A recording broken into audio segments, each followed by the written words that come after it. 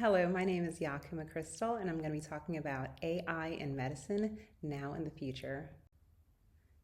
So, I am a pediatric endocrinologist in Nashville, Tennessee at Vanderbilt University Medical Center, and I take care of kids with various endocrine diseases such as diabetes and growth problems. But I also get to work in the biomedical informatics department where we get to think through how to use computer science principles to help take care of health. So, in preparing for this talk, I was delighted to come across this article from the IMF saying that Ghana is among the emerging markets economies most prepared to adopt artificial intelligence. This was based on the criteria looking at digital infrastructure, human capital, labor practices, innovations, and among the 56 emerging market economies they looked at, they found that Ghana placed third, right under Kenya and Rwanda. So, what most people think about when we hear artificial intelligence is some malicious being that's coming to destroy us all. But I'd like to argue that artificial intelligence and AI can actually stand for augmented intelligence and can actually be a great force, particularly in the healthcare domain. But let's talk about what all this hype is about and AI and why it suddenly became relevant just a few years ago. So, November 30th, 2022, OpenAI, which is a company based out of California, launched a tool called ChatGPT. So, what is ChatGPT? GPT stands for Generative Pre-trained Transformer. Essentially, it's a tool that gives plausible responses to answers that you ask. And on a high level, it's a large language model trained on the internet and vast amounts of content. And it can fluently predict the logical words in a sequence and is fine-tuned instructions. So basically, it mimics human understanding and research. So why does this matter? Well, this is the easiest it's ever been to interact with computers on a human level. And you can get information that's more specific to the questions that you ask. We've always had the ability, at least more recently, to be able to find the information we're looking for on the internet.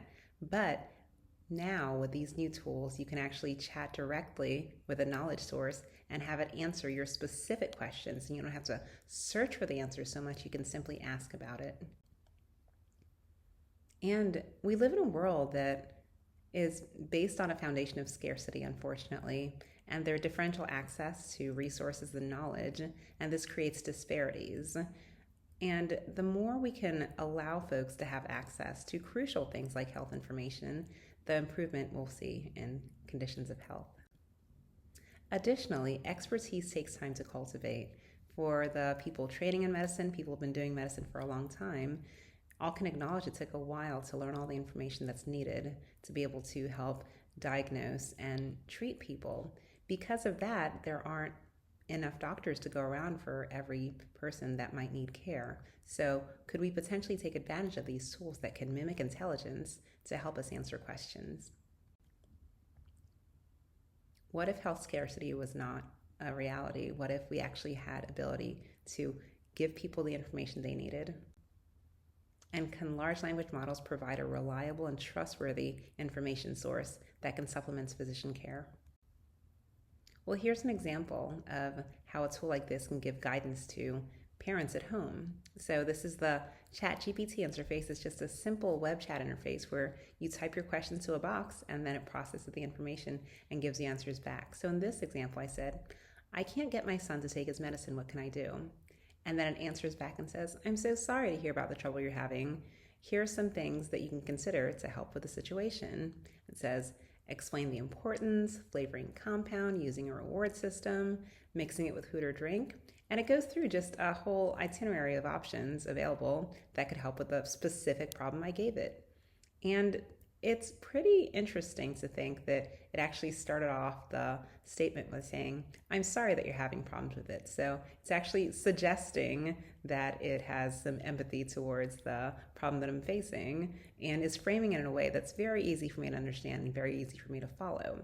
So I can give it a follow-up question because it has memory of the conversation that we've had. It can take the context that was given to it before and use that to educate and inform the information it gives me subsequently. So it's almost like having a conversation with an actual person, although this is really just an AI. So I ask it a follow-up question. I says, Well, he took the medication, but now he has a rash. What do I do?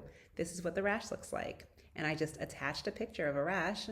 And on top of being able to understand, or at least mimic understanding the words I gave it, it's actually able to read information about images. So it actually could see the picture that I gave it, and it said, well, it looks like this rash is due to hives. And if that's the case, these are some things you could consider doing. It says, stop the medication, contact a healthcare professional, consider allergy medication, cool compresses, etc. I found it very interesting that the first thing that it said was to stop the medication. And what's interesting about that is I think as a medical community and as patients, we need to determine what kind of information we think it's appropriate for these chatbots to be giving. Is it ever okay for a chatbot to give medical guidance on something like stopping medication? I'm not sure. And this is just a regular chatbot, ChatGPT, freely available. This isn't anything that's specifically related to a medical organization. So how can we vet the information that it's giving to our patients to ensure that it's safe and appropriate? So I asked a follow-up question asking, well, what other things could I give for the rash? And it said a cold bath, some calamine lotion, hydrocortisone. It even specifically suggested Zyrtec, which is a medication. And again, it's interesting that it has all this information in its data source that it can share, but is it appropriate for it to be delivering care advice? And if so, what are the best parameters we can put around it to ensure that it's giving the right kind of care advice and that it understands when to escalate this and tell the patient, well, I really think you need to talk to your doctor more about this.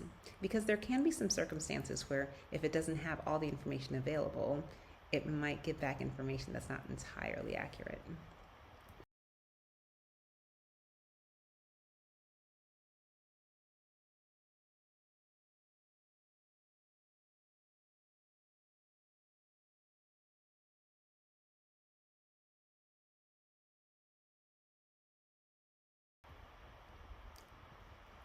So on top of being able to answer just the text questions that we give it, we can also add images. So before I gave it an image of a rash, but this here is an image of an EKG finding. So as a patient, I might have an EKG result, but I have no idea what it means. I could snap a picture and says, what does this say? Well, when I ask ChatGPT, it actually will read through the information in the EKG and say, hey, here's the heart rate, here's the QT interval, here's the EKG interpretation, and I can have more specific information about what's been going on than I would ever know as a patient. And that's pretty interesting. That's fascinating because before I'd have to find an expert, a cardiologist, to help me read and interpret the EKG. But now as a patient, I have the ability to have this information relayed back to me. But this is all very technical and a lot of jargon. I'm like, well, this is great, but I can't follow all of this medical jargon. But you know what else I can do at this point? With ChatGPT, you can ask it to frame questions for you in a way that is more understandable. This gets back to the concept of the bespoke information. So I can say, well, this information is great, but it's a little too technical. Can you help me understand it? Can you break it down in more simple terms? And because it understands language, it's going to interpret your question and then go back to revise the answer that it gives, but summarize it back in such a way that makes it more clear and simple so that I as a patient will be able to follow along.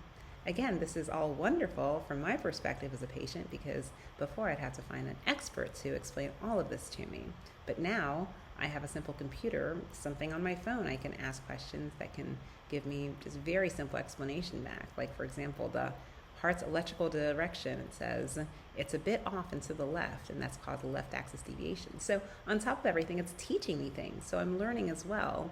And from a medical perspective, I think it's great to have educated and informed patients that are understanding these nuances. But again, I think one of the important things we need to consider is how can we ensure these tools know when it's appropriate to escalate to an actual physician to help them with some of the nuances that the patient might not know to ask. And how about helping doctors become more efficient? So This is an example of something called an ambient scribe, where a large language model can take a transcript of a recording of a conversation and use that information to write a clinic note. So I'm going to play this clip here. Okay, Mr. Darian, how are you doing today? I think I'm good, but I fell off my bike and also my entire left leg and also my hand hurts. Oh no, that's terrible. So you fell off your bike. How old are you? 7. You're 7 years old. I'm sorry that you fell off your bike. So you said your hand hurts and your leg hurts? Okay, I'm going to do a quick physical exam, okay? So I am looking at your hand and don't see any rashes or bruises. So your hand looks good. I'm looking at your knee and there's a small scrape at the top of your knee. And I'm going to do the rest of your physical exam. Your heart sounds like it has a regular rate and your lungs are clear. So in that example, there's a conversation between a patient and physician, and I simply asked ChatGPT based on that transcript to write a clinical note for me.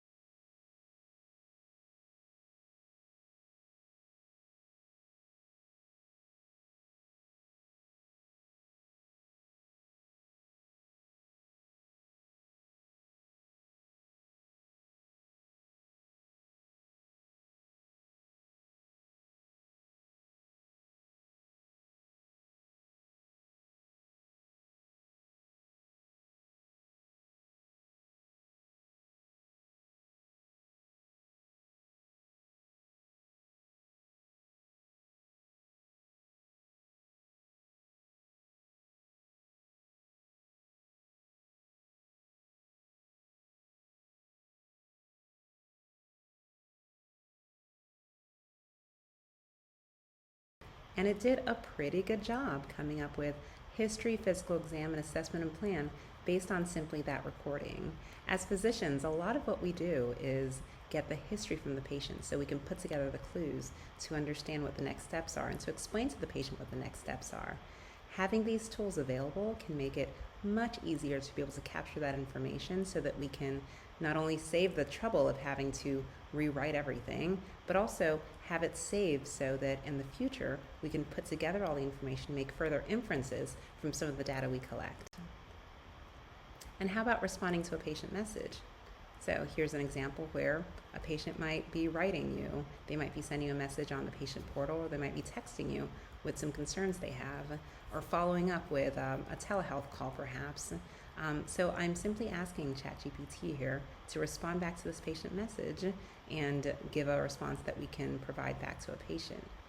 This is a tool that we could potentially leverage if we can have it interfacing with the channels that patients use to talk to doctors that can help to facilitate our communication back to the doctor. So in this message I said, "Hello doctor, please help me.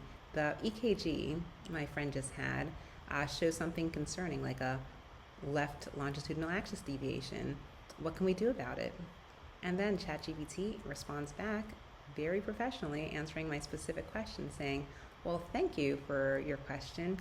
Here are some considerations for how you can address this." It talks about consulting a cardiologist, reviewing medications, lifestyle considerations, And it's drafted this entire thing for me that I can use to essentially reply back to my patient. And I use the word draft specifically because as a provider, I want to make sure the information is correct and accurately reflects what my thought process is as well. But it's certainly easier to edit a draft than to start from scratch, and that's what these tools allow you to do.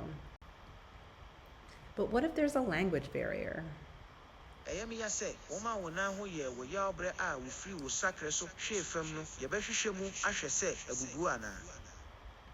So I don't know if you were able to pick up on all that, but that was an AI version of me that was speaking in Twi, which I unfortunately do not speak as clearly, but it was translating for me the statement that, "I'm sorry you hurt your leg when you fell off your bicycle. We'll check to see if it's broken." And using AI, we're able to get that translated into a different language. So it's possible to communicate with someone who speaks a completely different language from you. And we're getting closer and closer to doing all these in real time. And that really breaks down language barriers and really breaks down differential access to care. So how do these tools work? Well, it's really math at the end of the day, and really based on statistics. If I say twinkle, twinkle, little, I think most people would answer and say star, right? Because that's the most likely word that comes up when you're talking about something like twinkle, twinkle, little star, because it's based on a nursery rhyme. Well, I once heard someone say twinkle, twinkle, little giraffe because they had a giraffe that they called Twinkle. But I've never heard anyone say twinkle, twinkle, little onion because that's just a bizarre word that would fit into that sequence. Onions don't necessarily twinkle. I've heard diamond, but if you guys ever use your keyboard, like a Google keyboard, you'll see that sometimes it gives suggestions here for the next word that comes in a sequence, a way to complete the sentence based on the information that it's seen, based on the correlations of the words that exist. So you would have here, twinkle, twinkle, little star, the most likely, twinkle, twinkle, little more, little friend. Another example of this word prediction is if I was typing and saying like, what is the best place to visit? And then it starts to auto-complete for me. It takes the information that I took and it's saying, well, these are the most likely things people have searched for based on all the previous searches people have done on the internet. It says it's more likely that people are searching for, oh, what's the best place to visit in Ghana?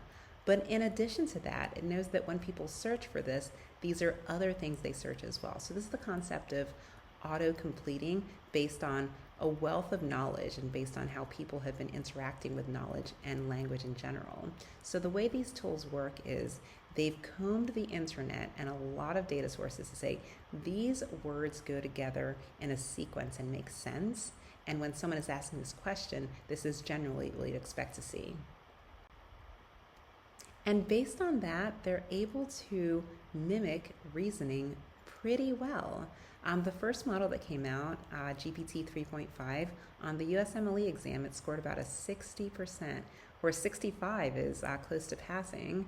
And then shortly thereafter, GPT-4 was remarkably able to pass at an 86%. And Google had a specialty model called MedPalm 2 that 86.5, and then GPT-4 with just some prompt engineering, asking more specific questions, was able to achieve 90% on the medical licensing exam. That's better than most people do.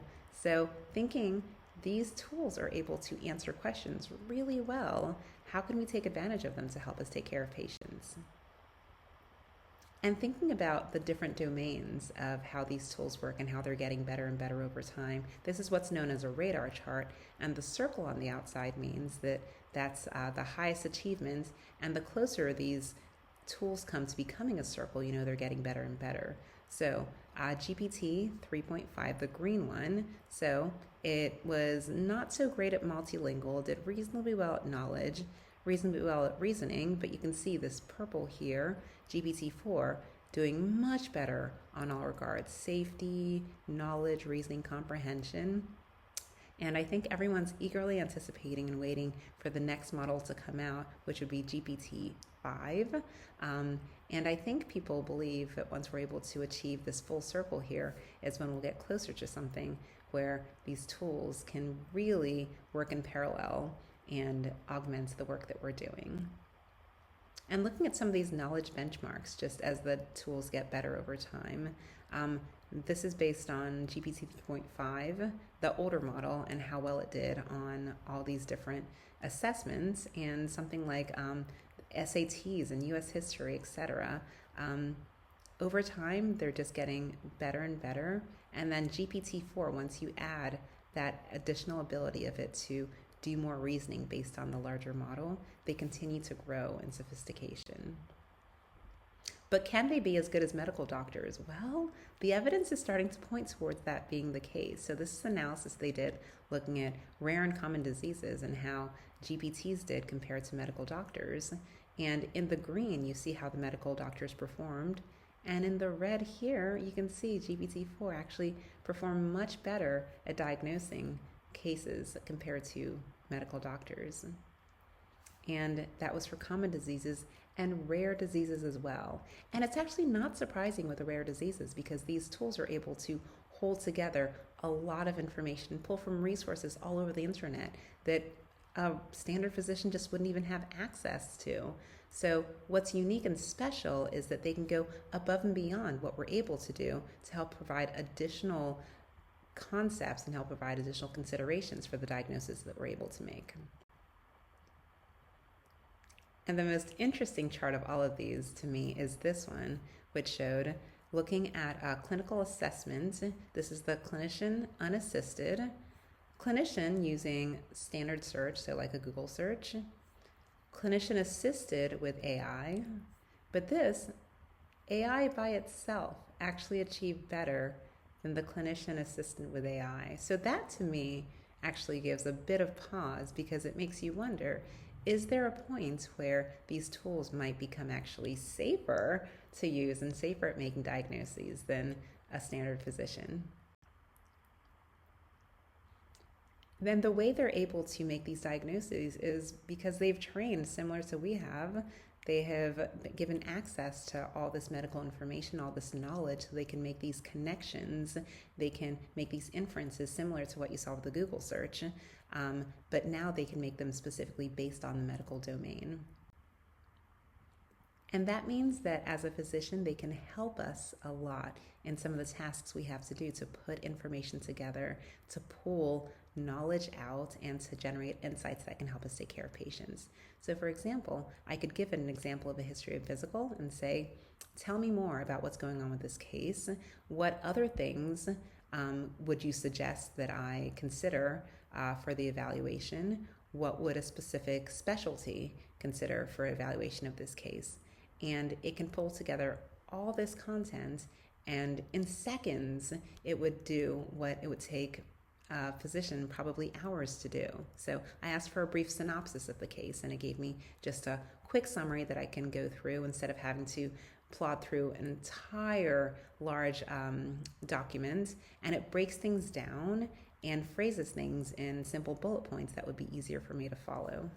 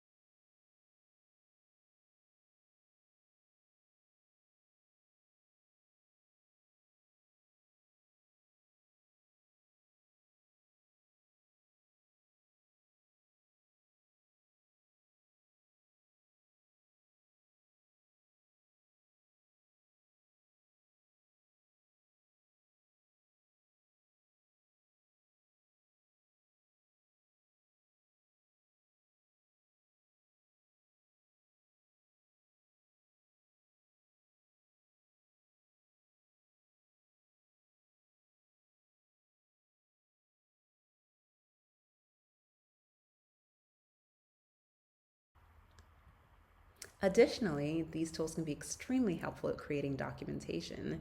So with the tools in place, you can ask it to write you a letter, write you a letter recommendation for one of your students. It can help you update your resume. But on the clinical side of things, you can say, hey, I need to write a letter for school for one of my patients. This is a specific example where I needed a patient to have a letter written to give her more access to bathrooms and give her free access to water at school because she had diabetes. And this is a letter I could have written myself, but it probably would have taken me a little bit of time to get started just with everything else going on. But I could easily put that prompt into a ChatGPT tool, have it generate the draft for me, and make some simple edits that I can send along and get the patient the information a lot sooner. So what about human touch and empathy? Because that is a great concern. We want to make sure that these tools don't take away from our humanity, that they're able to be empathetic and able to help out in a way that allows us to continue to maintain the importance of that human connection in healthcare. Ironically, when they compared ChatGPT responses against human responses with regards to quality and empathy, the chatbot responses were found to be more empathetic. When dissecting the information to find out why people thought they were more empathetic, it's because the answers it gave were longer, the answer that it gave was more detailed, and it would open the sentences with things like, oh, I'm sorry this is happening, and I know you must be concerned, using all these pleasantries. Because you know what? A chatbot never has to go to sleep. A chatbot never has a busy day. A chatbot simply just gives you back the information you want, and if you ask it to be empathetic, it can do that for you. So as a supplement, as an augmenting tool, these can be remarkable ways for us to get additional work done and even convey that sense of empathy and connectedness that our patients are looking for, that sometimes it might be more challenging to do depending on the busy day that we're having. So, knowledge at your fingertips. But I think we need to be cautious also of some things that could sometimes slip through. So one of the things that I think is really important to note is depending on the model and depending on how things work, it can make inferences that might not necessarily be completely accurate. So this is GPT-4, the most recent model, and I asked it, so what medications cause hypokalemia? And it gave me some great examples of medications that cause hypokalemia. I asked the exact same question to the previous model, the one that is less good at reasoning, and said, what medications cause hypokalemia? And again, it gives me a nice, very detailed answer and response. But one thing that it stood out, it said, medications like spironolactone can sometimes lead to hypokalemia due to their potassium sparing effect. I'm like, well, that doesn't make any sense. That's not what I learned. So I asked it again. I'm like, are you sure? Because I don't think that's how it works. And then after I re-asked it the question, it actually replied back to me and says, oh, you know what? You're right. I was actually wrong. That medication does not cause hypokalemia. But if I did not know to ask that, can you imagine what kind of trouble I would have gotten into if I was trying to make clinical decisions made on that inaccurate information? And previously, we were just talking about how useful this can be for patient-facing considerations. Well, what's a scenario where this might be able to give you information back to a patient now where the information might be inaccurate because it's trained on a model that's not as sophisticated as missing information in the data set?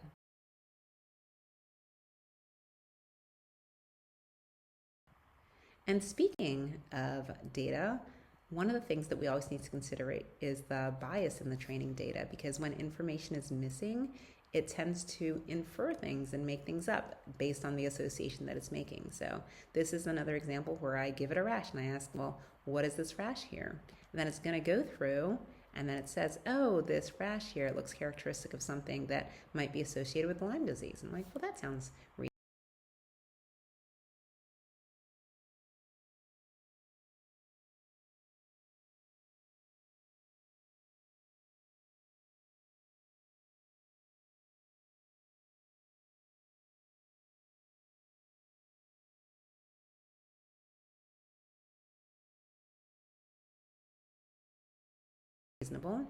And this same model, I ask it the exact same question, but I add a little more detail. I said, respond as a pediatric dermatologist what is this rash? So exact same question, exact same picture. And I say, what is this rash?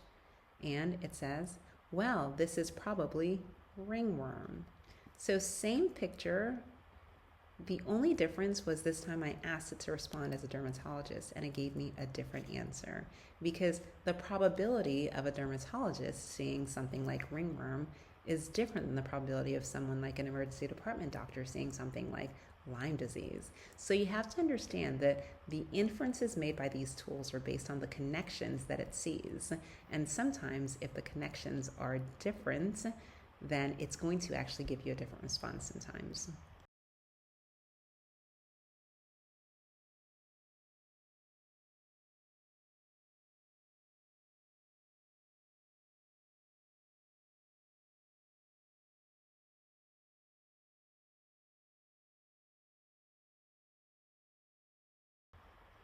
And the best way to illustrate this is actually with images. So I asked one of the image generating tools to draw me an anatomically correct picture of a heart. And it was very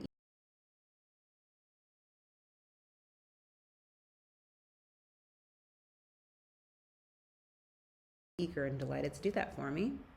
And then this is what it rendered.